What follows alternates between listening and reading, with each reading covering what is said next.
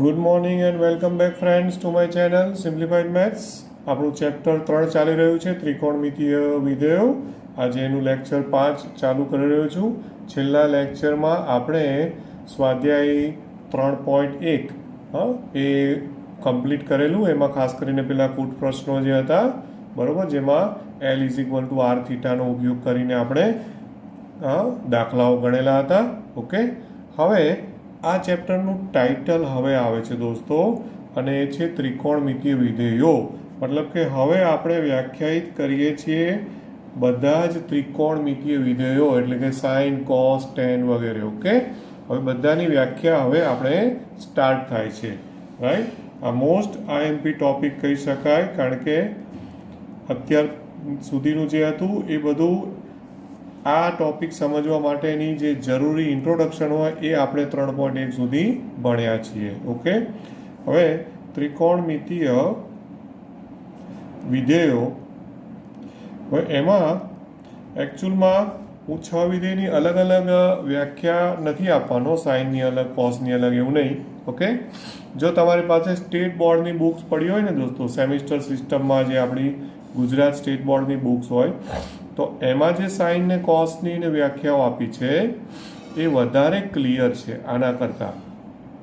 NCERTની books કરતાં એમાં વધારે પરફેક્શનથી આપેલું છે. પણ એકચ્યુઅલમાં એની અંદર જે વસ્તુ, જે થિયરીનો ઉપયોગ થયો છે, વિધેયનો જ ઉપયોગ છે, કારણ કે આપણે વિધેય જ વ્યાખ્યાયિત કરવાનું છે, સાઇન અને કોસ ને ટેન ને, બરાબર. પણ એકચ્યુઅલમાં એમાં એક એવો ટોપિક આવ્યો છે જે વિધેયનો ટોપિક 11મા ધોરણમાં છે જ નહીં, એ ટોપિક 12મા ધોરણમાં આપ્યો છે. એટલે હું અત્યારે તમને એ આપણી ગુજરાત બોર્ડની જૂની બુક પ્રમાણે સમજાવી શકતો નથી, કારણ કે એમાં સંયોજિત વિધેયનો ઉપયોગ કરેલો છે. જે સંયોજિત વિધેય ટોપિક આપણે 11th સ્ટાન્ડર્ડમાં NCERT બુકમાં છે જ નહીં, આપણે એ 12thમાં ભણવાના છીએ. એટલા માટે દોસ્તો, તો અહીંયા તમને જે રીતે પણ સાઇન અને કોસ વ્યાખ્યાયિત કર્યા છે, હું એ જ રીતે અત્યારે હું તમને સમજાવીશ. ઓકે, હવે દરેક વસ્તુ છે, આખું ત્રિકોણમિતિ છે ને એ દોસ્તો યાદ રાખજો કે એ એકમ વર્તુળ ઉપર આધારિત છે. હંમેશા આપણે લાસ્ટ લેક્ચરમાં એકમ વર્તુળ દોરેલું છે, આ x અક્ષ, આ y અક્ષ. ઓકે, હવે હું તો જસ્ટ રફ જ આકૃતિ દોરું છું. એમાં ટેક્સ્ટબુક વાળા છે ને એવી રીતે નામ આપે છે ABCD, પણ વર્ષોથી મને અમારી જે આદત છે એ પ્રમાણે હું અને આપણે પણ A x અક્ષ ઉપર લેવાના અને B y અક્ષ ઉપર લેવાના. આ કયું વર્તુળ છે દોસ્તો? એકમ વર્તુળ. એકમ વર્તુળ લો એટલે એકમ વર્તુળ હોય ને એટલે એનો મતલબ શું કે એની ત્રિજ્યા 1 એકમ, બરોબર. ત્રિજ્યા કેટલી થાય? 1 એકમ થાય બધું. અને કેન્દ્ર ઉગમ બિંદુ હોય એને એકમ વર્તુળ કહેવાય. તો એના યામ કેટલા થાય? 1 0. આ આપણે લાસ્ટ ટાઈમ લખેલું છે. B છે y અક્ષ ઉપર છે એટલે 0 1. પછી A' ના યામ -1 0, બરોબર. અહીંયા 1 0 તો અહીંયા -1 0. પછી B' ના યામ 0 -1, કારણ કે ઉગમ બિંદુથી નીચે આવ્યું, બરાબર ને. ઓકે, આ બધું આપણે ઓલરેડી એકમ વર્તુળમાં લાસ્ટ ટાઈમ લખેલું છે. અહીંયા ફરીવાર લખવાનું રીઝન કે હવે એકચ્યુઅલમાં જે એકમ વર્તુળ છે ને એ એકમ વર્તુળની મદદથી એ લોકોએ બધી જ વ્યાખ્યાઓ આપેલી છે, રાઈટ. હવે છે ને એકચ્યુઅલી એ લોકોએ શું કર્યું છે કે એ બિંદુથી આ એકમ વર્તુળ ઉપર એક ચાપ મારે છે, આટલો પરિકર લઈ અને એ જે બિંદુ છે ને એને P નામ આપો. તો જે ચાપ AP છે ને એ ચાપ APની લંબાઈ એ લોકોએ કેટલી લીધી છે દોસ્તો? x લીધી છે. હું એક્ઝેક્ટ ટેક્સ્ટબુક પ્રમાણે જ સમજાવી રહ્યો છું, જેથી કરીને તમે કદાચ ટેક્સ્ટબુકને આની સાથે સાથે જો ધ્યાન આપો તો તમને સમજણ પડે. આ ચાપની લંબાઈ કેટલી છે? x લંબાઈનો ચાપ માર્યો છે, આટલું. આ P બિંદુ સુધીનો ચાપ. ખ્યાલ આવે છે, રાઈટ. એટલે એકમ વર્તુળ પર આપણે શું કરવાનું? તો કે ભાઈ એકમ વર્તુળ પર AP લંબાઈ છે એને આ રીતે કહું જો, આમ સંકેત વાપરું છું. એટલે આ સંકેતનો મતલબ શું ખબર છે? Length, L for length, length of ચાપ AP, બરાબર, x લો. ખ્યાલ આવે? એટલે એને બીજા શબ્દોમાં કહું તો શું કહેવાય કે એકમ વર્તુળ પર કેટલી ચાપ મારી છે? એક્સ લંબાઈની ચાપ મારી. અને બિંદુ કયું આવ્યું? પી બિંદુ લીધું. બરોબર છે? એટલે એપી લંબાઈ બરાબર એક્સ થાય એ રીતે વર્તુળ પર. આને શબ્દોમાં કેવું હોય તો એને શબ્દોમાં એવું કહેવાય કે એનો મતલબ એ કે એપી લંબાઈ, રેખાખંડ ના કહેવાય, સોરી, કારણ કે વક્ર છે. એટલે એપી લંબાઈ જે છે, ચાપ એપી શબ્દોમાં લખું છું તો ચાપ એપીની લંબાઈ બરાબર કેટલું થાય? એક્સ થાય. બરોબર? તે રીતે બરોબર કયું બિંદુ લીધું? એકમ વર્તુળ પર પી બિંદુ લો. ખ્યાલ આવે છે? એકમ વર્તુળ પર કયું બિંદુ લીધું છે? પી બિંદુ. તો હવે આને હું જોડી દઉં આમ, એટલે માપ ખૂણો AOP. તો અહીંયા જેટલી લંબાઈનો ચાપ લીધો હોય ને એટલું જ અહીંયા ખૂણો બને, રેડિયન માપ. યાદ છે ને? અંશ માપ અને રેડિયન માપ. એટલે કેટલો ખૂણો બન્યો? એક્સ. મતલબ કે માપ ખૂણો AOP બરાબર એક્સ થાય. એને આપણે રેડિયન કહીશું કારણ કે એક્સ છે લંબાઈ છે, એટલે વાસ્તવિક સંખ્યા છે. એટલે અંશ માપમાં ખૂણો નથી પણ રેડિયન માપમાં એક ખૂણો બન્યો છે. બરોબર? ઓકે. હવે ધારો કે પી ના યામ AB લઈ લઉં છું. પી ના યામ શું લઉં છું? AB છે. ઓકે. એનો મતલબ કે આ જે બિંદુ P છે ને એ બિંદુ P ના યામ લઈ લો A અને B. બિંદુ P ના યામ શું છે? A અને B. ઓકે. એકચ્યુઅલમાં એનો મતલબ શું થાય દોસ્તો? જો P ના યામ A અને B હોય તો આમ આલેખ માની લો કે આ એક્સ અક્ષ વાય અક્ષ ને તમે ગ્રાફમાં દોર્યું છે આલેખમાં. બરોબર છે? તો A અને B, તો A કયો યામ થયો કહેવાશે? એ એક્સ યામ કહેવાય કે નહીં? બરોબર? એટલે અહીંયાથી સપોઝ હું આ એક્સ અક્ષ છે, એક્સ અક્ષ ઉપર હું આમ લંબ દોરું, આના ઉપર આ લંબ દોરું છું હું. ઓકે. આ રીતે લંબ દોર્યો. ઓકે. પેન્સિલથી દેખાતું હશે. આ લંબ દોર્યો એટલે અહીંયા કાટખૂણો બને. બરોબર છે? હવે એ જે લંબ છે એ લંબનો લંબપાત છે એને કંઈ પણ તમે નામ આપી શકો. જે પણ નામ આપવું હોય એ. સપોઝ કે એને હું એમ નામ આપું. બરોબર? તો OM લંબાઈ કેટલી થાય? બોલો. OM એટલે આ એક્સ એમ થયો કે નહીં? Small a. ઓકે. એટલે OM લંબાઈ કેટલી થશે? સ્મોલ a થશે. Small a. રાઈટ? અને એ જ રીતે હવે બી છે કયો યામ છે? વાય યામ છે. ઓકે. બી એ વાય યામ છે. તો એકચ્યુઅલમાં આ જે PM છે ને આ લંબાઈ, ધ્યાન આપજો, અહીંથી હું આમ જોડી દઉં ને, આને આમ જોડી દઉં તો આ લંબાઈ વાય યામ થઈ. આ જે લંબાઈ છે એ કયો યામ થયો કહેવાય દોસ્તો? આ વાય યામ થયો. જેમ અહીંયા લંબ દોર્યો ને એક્સ અક્ષ ઉપર, એવી રીતે અહીંયા લંબ દોર્યો આમ, તો આ વાય યામ થયો. વાય યામ કેટલો થાય? આ બી થશે. આ બી થાય ને, તો આ બી થાય તો એનો મતલબ આ સામે આ PM પણ બી થાય. બરોબર છે? અહીંયા બી થાય તો આ પણ બી થાય. આ એ હોય તો આ પણ એ હોય, કારણ કે લંબચોરસ હોય ને. આમ જો આખું એક લંબચોરસ બન્યું છે. આને સપોઝ તમે નામ આપો, આને કંઈ હું N નામ આપી દઉં. માની લો કે આ N છે. તો એક લંબચોરસ બન્યું છે. કયું લંબચોરસ બન્યું છે? PNOM. એક લંબચોરસ બન્યું. બરાબર કે નહીં? ઓકે. રાઈટ? હવે એકચ્યુઅલમાં આ રીતે એક્સ લંબાઈનો ચાપ લઈ અને આપણે એક એક્સ રેડિયન માપનો ખૂણો બનાવીને પીના યામ AB લીધા છે ને, તો હવે મોસ્ટ ઇમ્પોર્ટન્ટ વસ્તુ શરૂ થાય છે. ઓકે. હવે છે ને બિંદુ P છે એના જે યામ A અને B છે, તો હવે એ લોકોએ વ્યાખ્યાયિતમાં એવું કહ્યું છે કે A એટલે એક્સ યામ એને તમારે cos લેવાનું હંમેશા. ઓકે. એટલે cos x, આપણે પેલું 9મા 10મામાં જો ત્રિકોણમિતિ ભણ્યા હો તો તમે ખૂણા માટે થીટા વાપરતા હતા. Theta, cos theta. તો એ લોકોએ થીટાની બદલે અહીંયા એક્સ વાપર્યો છે. એ સંકેતનો કોઈ મતલબ નથી. તમે થીટા પણ લઈ શકો, નો પ્રોબ્લેમ. અહીંયા થીટા લો તો અહીંયા પણ થીટા બતાવવું પડે. લંબાઈ થીટા માપની આપણે ચાપ માર્યો એવું કહેવાય. ઓકે, એટલે cos x બરાબર a, એટલે એક્સ યામને એ લેવાનો, આવું એ લોકોએ વ્યાખ્યાયિત કર્યું છે. અને બી જે છે ને એને sin x લેવાનું. sin x બરાબર બી. ઓકે, ખ્યાલ આવે છે? આ રીતે હંમેશા વ્યાખ્યાયિત કરો આવું કહે છે. હા, વ્યાખ્યાયિત કરો એવું કહે છે. ખ્યાલ આવે છે? હા, વ્યાખ્યાયિત કરો. રાઈટ. એનો મતલબ બીજા શબ્દોમાં કહું ને તો બીજા શબ્દોમાં કેવું હોય તો એટલે કે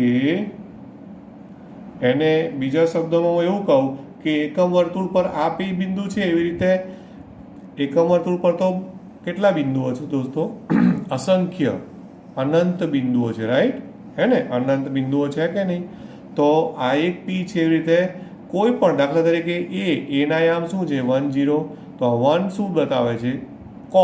કોસનું મૂલ્ય. અને 0 શું બતાવે છે? સાઇન. ઓકે, અહીંયા 0 1, તો 0 શું બતાવે છે? કોસ.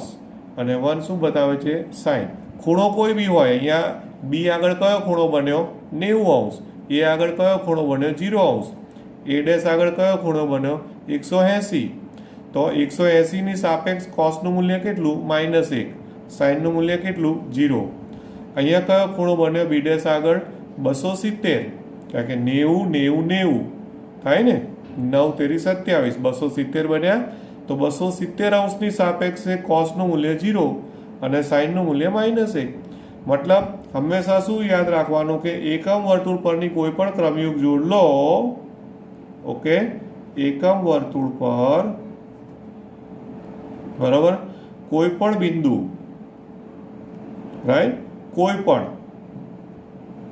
એકમ વર્તુળ પરના કોઈ પણ બિંદુ, હા, એ બિંદુને PAB વ્યાપક રીતે નામ આપું તો PAB એનો એક્સ યામ જે છે, આ એ એટલે એનો એક્સ યામ કહેવાય. એક્સ યામ એ કોસ, બરોબર છે, અને વાય યામ, હા, એક્સ યામ એટલે કયો થયો એકચ્યુઅલમાં? એ. અહીંયા લખી દઉં છું. એક્સ યામ એ કોસ અને વાય યામ બી એ સાઇન વિધેય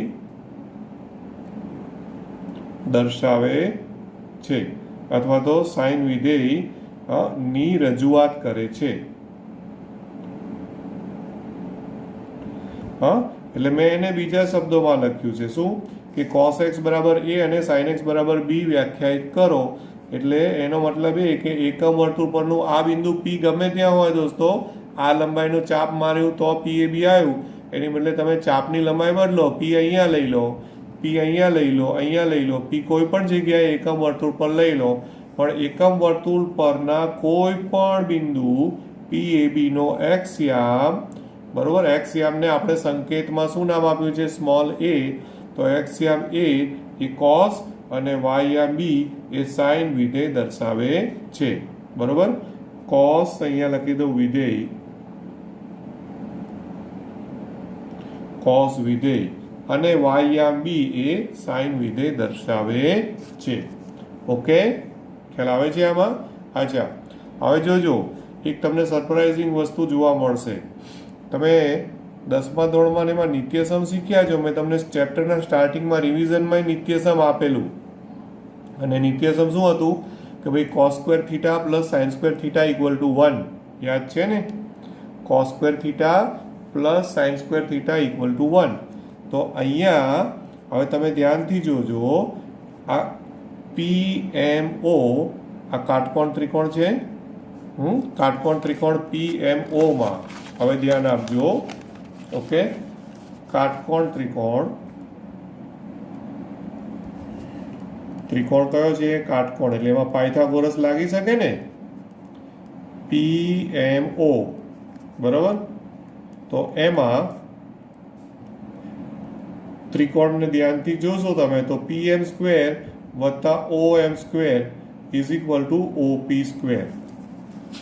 બરોબર, પાયથાગોરસ લગાડ્યું છે. પીએમ સ્ક્વેર વત્તા OM square is equal to OP square. પણ તમને ખબર છે ઓએમની લંબાઈ સ્મોલ એ છે અને પીએમની લંબાઈ બી છે અને ઓપી તો ત્રિજ્યા છે. તો ત્રિજ્યા કેટલી છે? ત્રિજ્યા કેટલી છે દોસ્તો? ત્રિજ્યા તો 1 છે. અહીંયા 1 લખ્યો છે ને, એની બદલે અહીંયા 1 લખી દઉં છું. ત્રિજ્યા કેટલી છે? 1 છે. તો શું થઈ ગયું? A square plus B square equal to 1 થયું કે નહીં? મતલબ A square plus B square is equal to 1 થયું, રાઈટ? અચ્છા, પણ હમણાં આપણે પાછળ તો એવું વ્યાખ્યાયિત કર્યું કે ભાઈ એ બરાબર, અહીંયા જોજો શું છે, એ બરાબર શું લેવાનું? હંમેશા cos x લેવાનું અને બી બરાબર શું લેવાનું? sin x લેવાનું. તો એ અને બી ની cos અને sin મૂકી દો તો શું બન્યું? સરપ્રાઇઝિંગ રિઝલ્ટ મળ્યું. શું કહે છે આ? એ સ્ક્વેર એટલે શું થયું? cos સ્ક્વેર એક્સ અને બી સ્ક્વેર એટલે શું થયું? sin square x is equal to 1. તો આવી ગયું કે નહીં નિત્ય સમ? ખ્યાલ આવે છે, right? cos square x plus sin square x is equal to 1. બરાબર કે નહીં? Okay, right? તો આવી રીતે નિત્ય સમ બન્યું. cos અને sin વ્યાખ્યાયિત કર્યા દોસ્તો. હા, બરાબર છે. તો હવે આના ઉપરથી બાકીના બધા નિત્ય સમો છે ને, પેલું sec ને tan વાળું ને cosec ને cot વાળું ને, એ બધા નિત્ય સમો આના પરથી જ આવેલા છે. મૂળ આ એક નિત્ય સમ છે. હવે મેં રિવિઝનમાં ઓલરેડી બધા નિત્ય સમો લખેલા હતા. બરોબર છે? Okay, right. હવે એક ઇમ્પોર્ટન્ટ વસ્તુ ધ્યાન આપજો પાછી. હા, બીજું કે આ જે cos સ્ક્વેર એક્સ છે ને, આ યાદ રાખો તરીકે કહી દઉં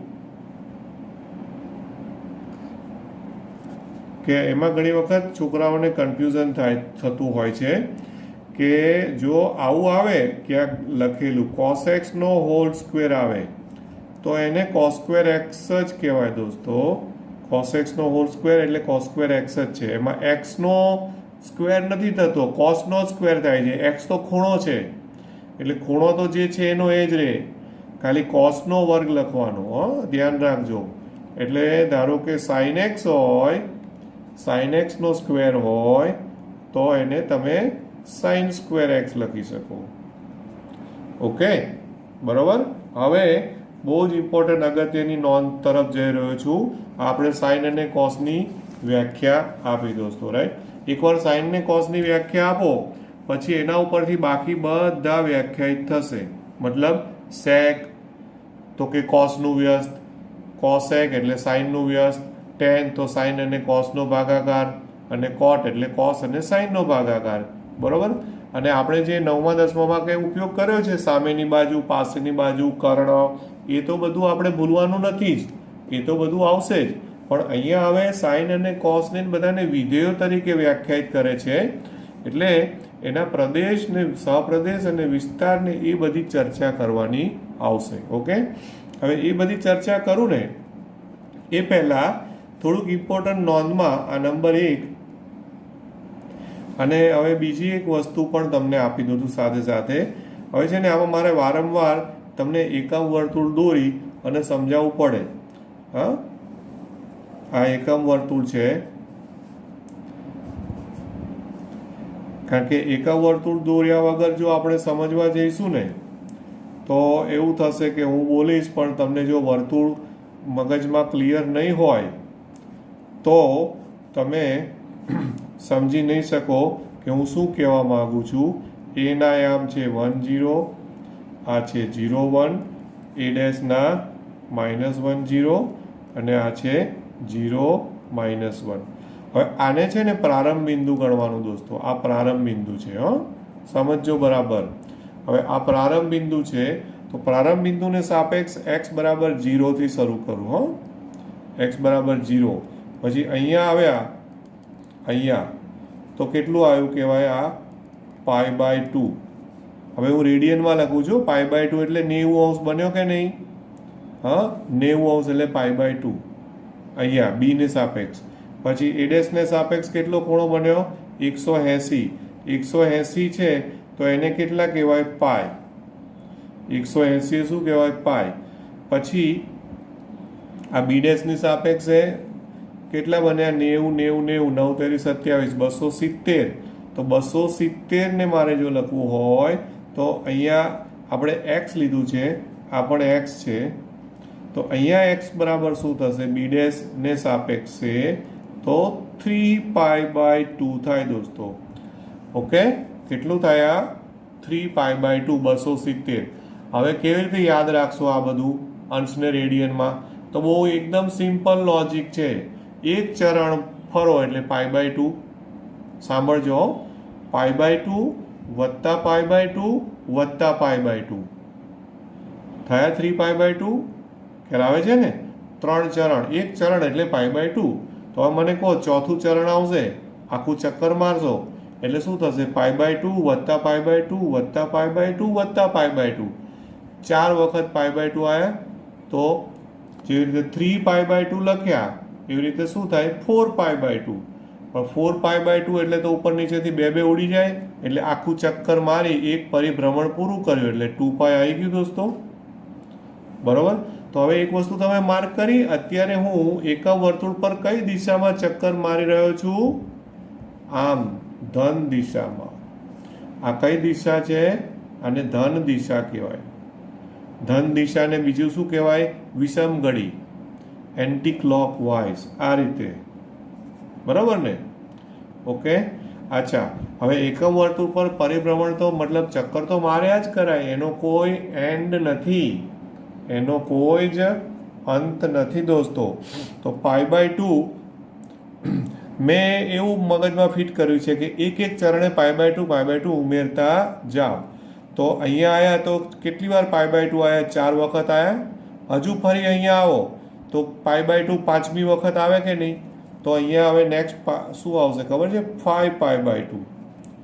ખ્યાલ આવે છે કે π/2 π/2 π/2 π/2 π/2 પાંચ વખત આવ્યું એટલે 5π/2 ધન દિશામાં. હવે અહીંયા આવો એટલે આ 5π/2 માં પાછું એક π/2 ઉમેરો એટલે 6π/2. તો 6π/2 એટલે તો 3π થઈ જાય ને, ઉપર નીચેથી 2 તેરી 6. એમાં એક ઉમેરો તો 7π/2, પાછું અહીંયા આવ્યું. 7π/2 માં એક પાછું π/2 ઉમેરો તો 8π/2. તો 8π/2 એટલે 4π. 8π/2 એટલે 4π. તો હવે તમારું શું ઓબ્ઝર્વેશન શું કહે છે દોસ્તો? આ ધન દિશામાં ધ્યાનથી જુઓ તો. ઓકે, તો બિંદુ એ ની સાપેક્ષે જુઓ.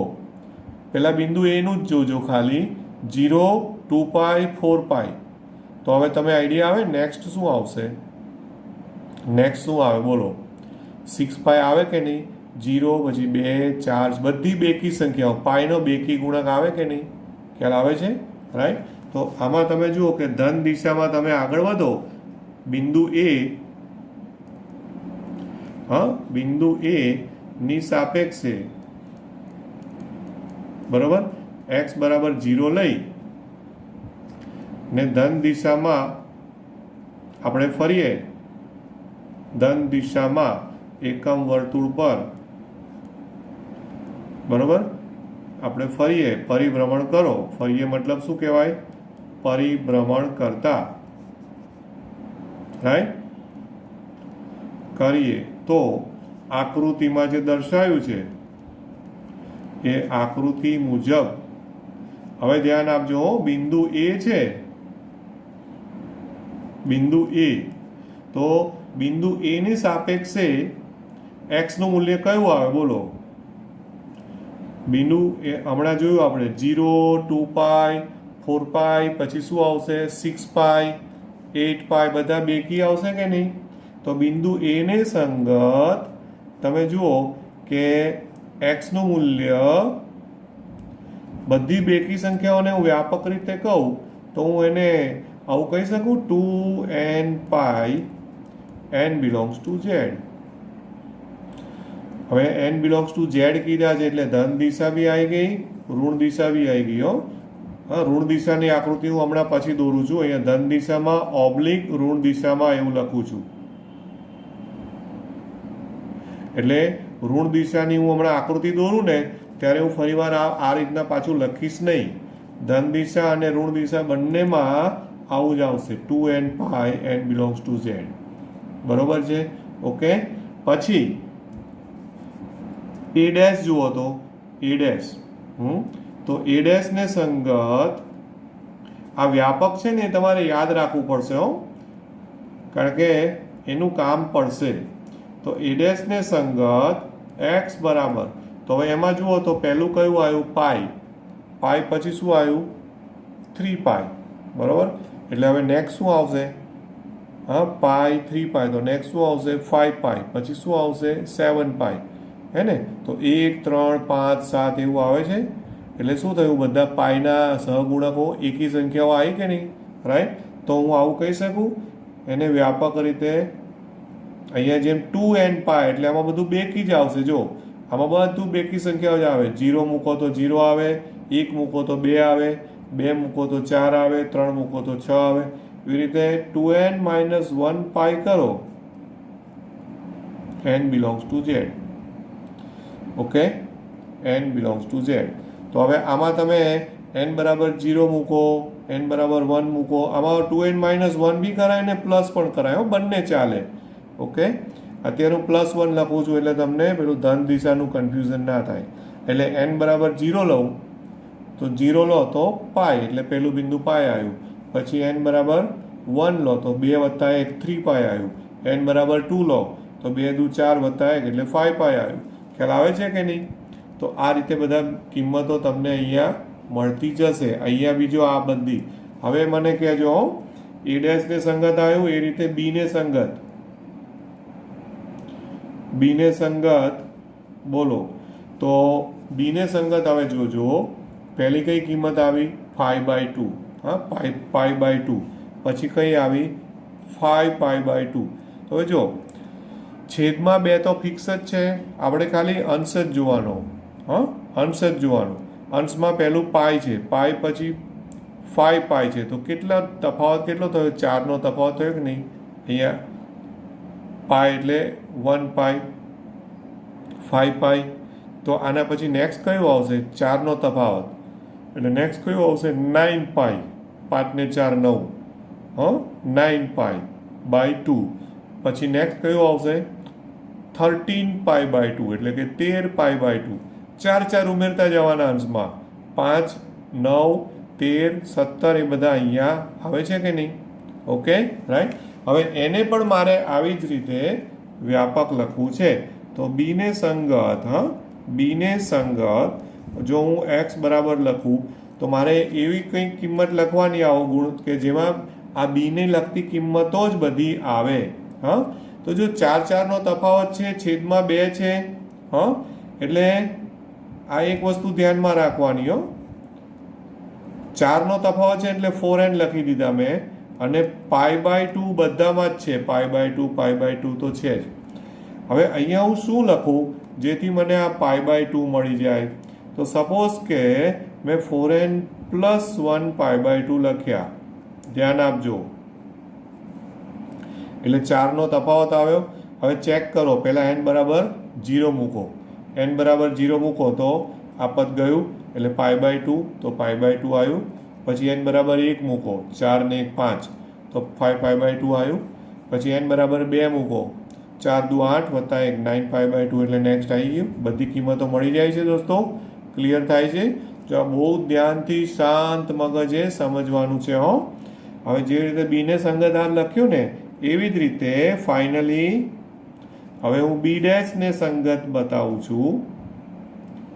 બી ડેશ ને સંગત, તો એમાં હવે તમે ધ્યાનથી જોજો કે પહેલી કિંમત કઈ છે? 3 પાઈ/2. પછી કઈ છે? 7 પાઈ/2. તો ફરી પાછો 3 7 એટલે 4 નો તફાવત છે. તો નેક્સ્ટ કઈ આવશે? 7 ને 4 11 આવે કે નહીં? એના પછી 11 ને 4 15 એન્ડ સો ઓન. ઉપર જગ્યા નથી એટલે મેં લખ્યું નથી અહીંયા ઉપર, આમાં સ્પેસ નથી એટલે આ રીતના 4 ના તફાવતવાળી કિંમતો આવશે. એટલે પાછો 4 નો તફાવત તો આવ્યો જ, એટલે 4n કરી દઉં, બ્રેકેટ કરી દઉં, પાઈ/2 કરી દઉં, n belongs to z. હવે ખાલી અહીંયા જ મારે વિચારવાનું કે આ +1 હતું, તો આ બધી બી વાળી બધી જ કિંમતો મને મળી. ઓકે, હવે જો હું અહીંયા ધ્યાન આપજો, -1 કરું છું. કેટલા કરું છું? -1. ઓકે, ખ્યાલ આવ્યો ને? અચ્છા, હવે -1 ચેક કરવું હોય તો પહેલા n બરાબર 0 લેશો ને, 0, તો આ પદ 0 થશે એટલે કયું આવશે? -π/2 આવશે.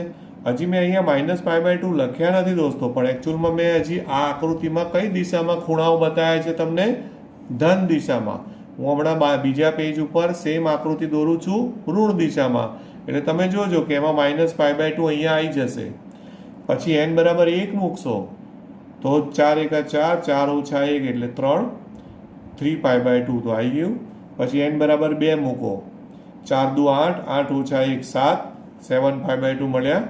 પછી 4 તેરી 12, 12 - 1 તો 11π/2 મળ્યા. ખ્યાલ આવ્યો કે નહીં? તો જો આ બહુ જ અગત્યની વસ્તુ છે. આ જે મેં વ્યાપક લખ્યું છે ને કે ભાઈ અહીંયા આ બિંદુને સાપેક્ષે વ્યાપક રીતે 2nπ કહેવાય, પછી a' ને સાપેક્ષે વ્યાપક રીતે 2n+1 કહેવાય, b ને સાપેક્ષે વ્યાપક રીતે 4n+1 π/2 કહેવાય, અને b' ને સાપેક્ષે વ્યાપક રીતે 4n-1 π/2 કહેવાય. ઓકે, હવે જે આ ધન દિશાની મેં આકૃતિ દોરી છે ને દોસ્તો, એવી જ રીતે હું ઋણ દિશાની પણ આકૃતિ દોરી રહ્યો છું. ધ્યાન આપજો. અને પછી બંનેને તમે શાંતિથી, હું તમને જ્યારે ફોટા આના શેર કરું સ્ક્રીનશોટ, બરોબર છે, તો એ વખતે તમે એને કમ્પેર કરજો. કે ભાઈ જો a10, પછી a' -10, b01 અને b' 0 -1. હવે આપણે આ રીતે જઈએ છીએ. ઓકે, હવે કઈ દિશામાં લઉં છું? ઋણ દિશામાં. આપણે ઋણ દિશામાં પાછું અહીં આ પ્રારંભ બિંદુ તો આ જ 0. આમ 90° જાઓ એટલે ઋણ દિશામાં 90° ગયા એટલે -π/2 આવે. પછી ઋણ દિશામાં 180, ઓકે, એટલે અહીંયા આવે એટલે -π આવે. પછી ઋણ દિશામાં 270 તો -3π/2 આવે. પછી ઋણ દિશામાં 360 એટલે પાછા અહીંયા આવે એટલે -2π આવે. ઓકે, પછી અહીંયા આવશો તો આ -5π/2 આવશે. પછી અહીંયા આવશો તો આ -3π, અહીંયા આવશો તો -7π/2. હમણાં સમજાવું છું આ શું કઈ રીતે લખવું છું એ. પછી અહીંયા આવશો તો આ -4π આવશે. ઓકે, હવે તમે ધ્યાન આપજો દોસ્તો, આ બંને આકૃતિઓને તમારે સાથે સાથે કમ્પેર કરવી પડશે. ઓકે, આ બે આકૃતિઓ તમે જોજો. આ આકૃતિમાં ધ્યાન આપજો, અહીંયા π/2 છે ઉપર. હવે અહીંયા જોજો, આ આકૃતિમાં જે π/2 ઉપર હતા ને એ જ π/2 અહીંયા આ આકૃતિમાં ક્યાં આવી જાય છે? ધ્યાનથી જોજો. તો પેલું π/2 ઉપર હતા, જો ધ્યાનથી જો, અહીંયા π/2 છે ને, π/2, 5π/2. ઓકે, તો એ જ કિંમતો π/2, 5π/2 એ આ બાજુના અહીંયા એ નીચે આવી ગઈ. જો -π/2, -5π/2 છે કે નહીં? પછી અહીંયા 3π/2, 7π/2 ધન દિશામાં હતું, એ જ કિંમતો બધી ઋણ દિશામાં ગઈ તો એ ઉપર જતી રહી પણ માઇનસ થઈ ગઈ. એટલે અહીંયા જોશો તો શું છે? આ -3π/2, -7π/2. પછી મારે નેક્સ્ટ બતાવવું હોય તો 7 ને 4 11 એટલે -11π/2 એન્ડ સો ઓન. અહીંયા બતાવવું હોય તો -9π/2 એન્ડ સો ઓન. બરોબર છે? અહીંયા તમે જુઓ ને તો અહીંયા બધી બેકી સંખ્યાઓ જ આવી ગઈ છે. જો પ્લસ આ બાજુ શું હતું? આ 2π, 4π બધું ધન હતું તો પેલામાં ઋણ આવ્યું. અહીંયા π, 3π ધન છે તો પેલામાં માઇનસ આવી ગયું. ઓકે, અને એના કારણે હવે આ આકૃતિને સંગત પણ બધી જ વ્યાપક કિંમતો આપણે જે હમણાં અહીંયા લખીને a, a', b, b' એ જ બધું સેમ. આ 2nπ, 2n+1π એ ધન દિશા કે ઋણ દિશા, એટલા માટે અહીંયા મેં શું લખી નાખેલું? ધન દિશા ઓબ્લિક ઋણ દિશા. ધન દિશામાં હોય કે ઋણ દિશામાં હોય દોસ્તો, ઓકે, આ જે વ્યાપક લખ્યું છે ને એ વ્યાપક ક્યારેય પણ બદલાતું નથી, ચાહે તમે ધન દિશામાં લો કે ઋણ દિશામાં લો. ઓકે, આ બહુ જ ઇમ્પોર્ટન્ટ વસ્તુ છે, સમજવાની છે. ઓકે, હા, ધ્યાન રાખજો ખાસ. આ બધા હું બોક્સ કરું છું એ બધા જ આઈએમપી એટલે એવું નહીં કે આનું આ બેઠે બેઠું પૂછાવાનું છે, પણ જો આ સમજ્યા હશો ને તો તમને દાખલાઓ ગણવામાં અને જ્યારે ખૂણાઓ ગમે તે ખૂણાઓ આવે તો તમને ખબર કેમ નહીં પડે કે આ ખૂણો કયા બિંદુ પર છે, એ ઉપર છે, એ ડેશ ઉપર છે, બી ઉપર છે કે બી ડેશ ઉપર છે.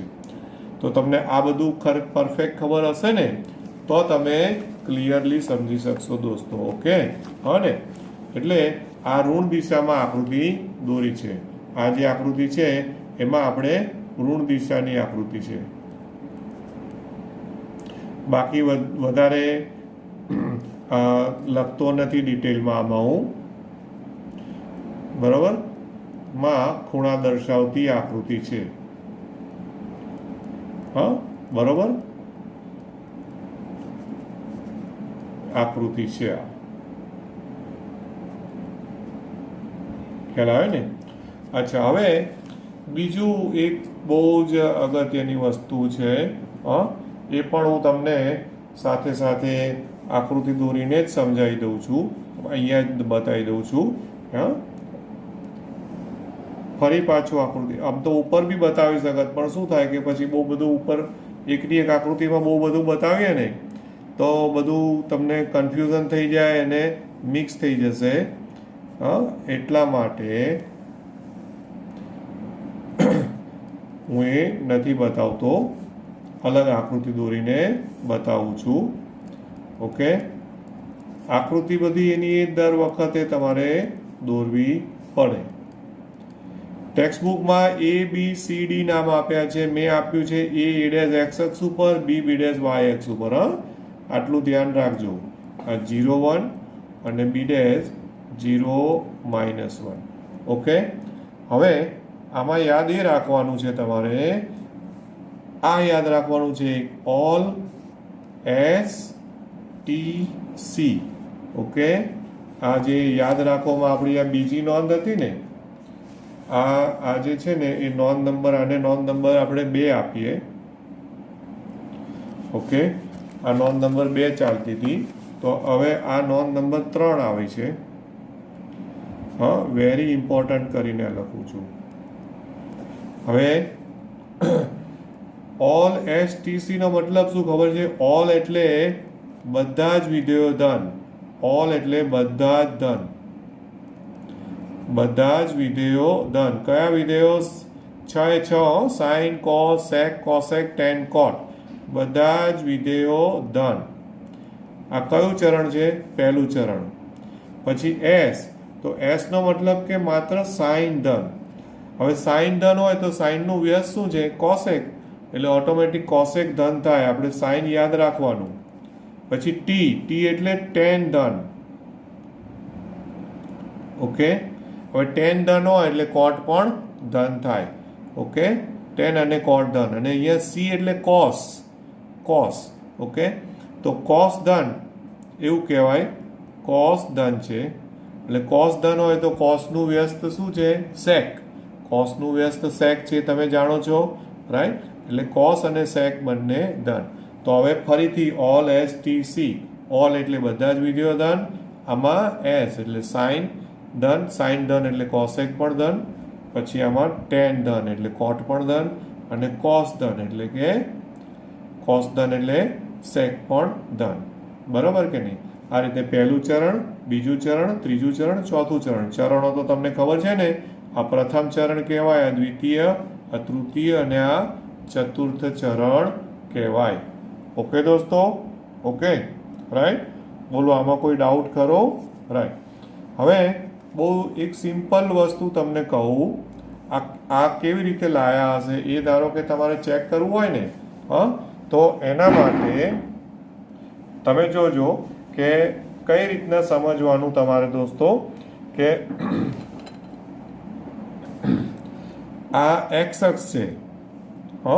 તો આ બાજુ જો ઉગમ બિંદુથી જમણી બાજુ શું છે? આ ધન છે કે નહીં? તો હવે એવું ધ્યાન રાખો કે એક્સયામ આ એક્સયામ છે, તો એક્સયામ ધન. આ શું છે? વાયયામ, તો આ વાયયામ ધન. તો હવે આપણે હમણાં વ્યાખ્યા આપી, વ્યાખ્યામાં એવું કહ્યું કે એક્સયામ એટલે કોસ અને વાયયામ એટલે સાઇન. આપણે હમણાં પેલું પી બિંદુ ના લીધું અહીંયા, PAB જો યાદ હોય તો આપણે હમણાં જ આજના લેક્ચરમાં જ બિંદુ PAB, તો PAB A બરાબર cos x ને B બરાબર sin x, એટલે એક્સયામ હંમેશા કોસનું મૂલ્ય છે, તો આ એક્સયામ છે તો ધન છે કે નહીં? આ વાયયામ છે તો ધન છે, એટલે આમાં કોસ ધન સાઇન ધન. ઓકે, એટલે બધું જ ધન. એ બીજું ચરણ આવ્યું. બીજા ચરણમાં આ શું છે? વાયયામ એટલે સાઇન, તો સાઇન ધન. આ શું છે? એક્સયામ કોસ, એટલે કોસ ઋણ, રાઈટ? એટલે આમાં સાઇન ધન. પછી આમાં આ કોસ ઋણ સાઇન ઋણ, કોસ અને સાઇન બંને ઉગમ બિંદુથી આ બાજુ ને નીચે બંને ઋણ છે, તો કોસ ઋણ સાઇન ઋણ. હા, તો એનો મતલબ શું થયો? બંને ઋણ હોય તો બેનો ભાગાકાર ધન થાય કે નહીં? એટલે ટેન ધન થયું. ક્લિયર થાય છે? ઓકે, ટેન ધન ને કોટ ધન. પછી ચોથા ચરણમાં આવો તો આ બાજુ એક્સયામ એટલે કોસ થીટા અથવા કોસ એક્સ, અને કોસ એક્સ ધન એટલે કોસ સી ધન, અને આ ઉગમ બિંદુની નીચે વાયયામ એટલે સાઇન. હા, એટલે હંમેશા ઉગમ બિંદુની જમણી બાજુ હોય તો ધન, ઉગમ બિંદુથી ઉપર હોય તો ધન, ઉગમ બિંદુથી ડાબી બાજુ હોય તો ઋણ, ઉગમ બિંદુથી નીચે હોય તો ઋણ. એટલે એ રીતે એક્સયામ વાયયામ જો સમજી જાઓ ને, એક્સયામ એટલે કોસ થીટા અથવા કોસ એક્સ, વાયયામ એટલે સાઇન થીટા અથવા સાઇન એક્સ, જો આવું તમે સમજી ગયા તો બધું જ એકદમ તમને સરળ લાગશે દોસ્તો. ઓકે, તો હવે આજે હું અહીંયા સુધી રાખું છું. આને બરાબર ક્લિયર કરજો. નેક્સ્ટમાં હજી આ કોસ વિધેય, સાઇન વિધેય ને બધાના જ પ્રદેશ, સહપ્રદેશ, વિસ્તાર બધાની આપણે માહિતી મેળવીશું, અને પછી થોડું આગળ દાખલાઓ માટે વિચારીશું. Okay, so good bye, thank you very much, have a nice day.